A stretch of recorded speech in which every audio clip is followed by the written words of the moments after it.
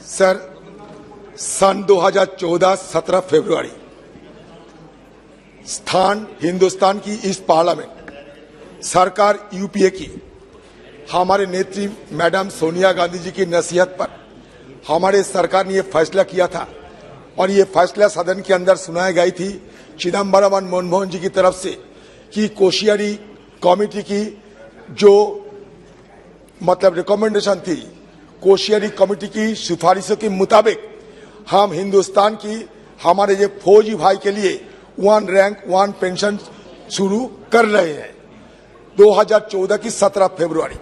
लेकिन जो सरकार और जिस पार्टी हमारे फौजियों की वीरता और बलिदान को लेकर वोट बटोरते हैं, ये असली समय जब ये फौजी को मदद करने की नौबत आते हैं तो ये सरकार से पिछाड़ते नहीं, ये सरकार इनका विरोध करते हैं।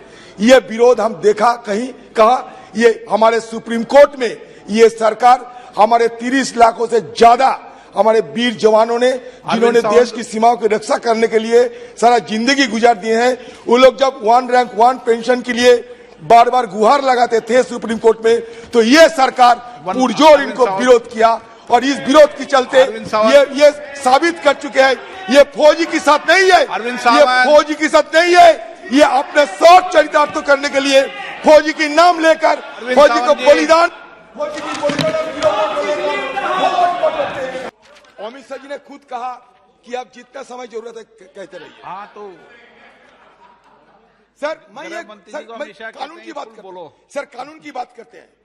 कानून की बात यह है सर कि एक जो कॉर्पोरेशन रहते हैं, ये कॉर्पोरेशन का जो टेन्योर होते हैं, मियाद होते हैं, उसको खत्म करने के बाद चुनाव कराना मैंडेटरी है। इसका मतलब यह है कि यहां जो कॉर्पोरेशन का विलय कर रहे हैं, वो विलय करने के बदले आपको चुनाव कराना जरूरी था स्टेट इलेक्शन कमीशन को, लेकिन ये स्टेट इलेक्शन कमीशन आपकी उंगली की इशारे पे चलते हैं, इसलिए जो आप कहते हो वही इलेक्शन कमीशन कर रहे हैं। यही सबसे बड़ा दिक्कत है हमारे। ये मैंडेटरी है, ये article 243U of the Constitution mandates that the election to constitute a municipality shall be completed before the expiry of the duration of the existing municipality.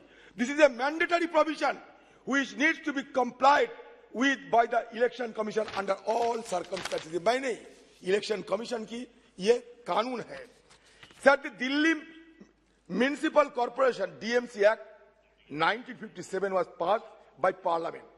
Before that, the municipal affairs of Delhi were run by multiplicity of agencies, leading to problems. This act created a unified body called DMC.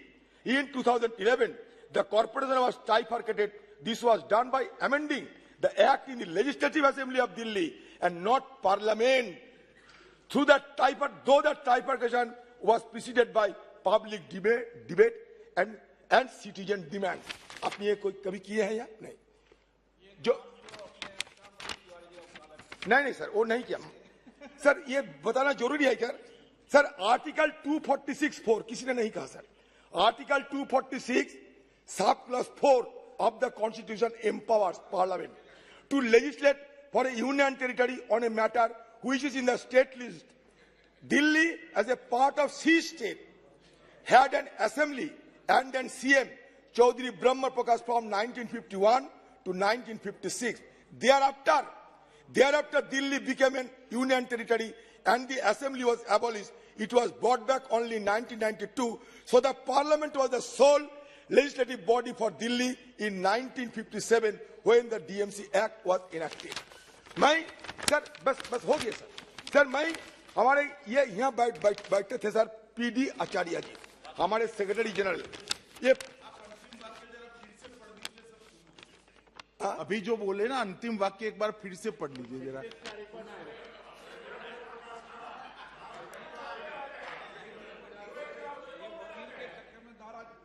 So Parliament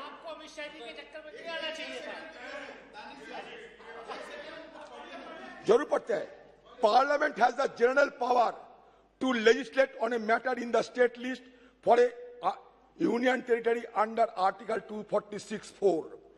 But this is a general provision After the enactment of Part 9 and 9A in the Constitution, the position has changed. This is made clear by Article 243 ZB. आपका legal जो adviser है पूछ लीजिए.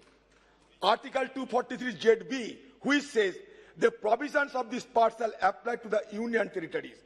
The only caveat is that the President can, through a public notification issued under this article, make modifications or exceptions in the provisions contained in Part 9A. As far as is known, the President has not made any such modifications or exception in those provisions with respect to their application to the Municipal Corporation of Delhi. Thus, Part 9A is in the entirety applicable to those corporations, and only the Delhi Assembly has the power to legislate on all matters, including the reconstitution or reunification of the Municipal Corporation of Delhi.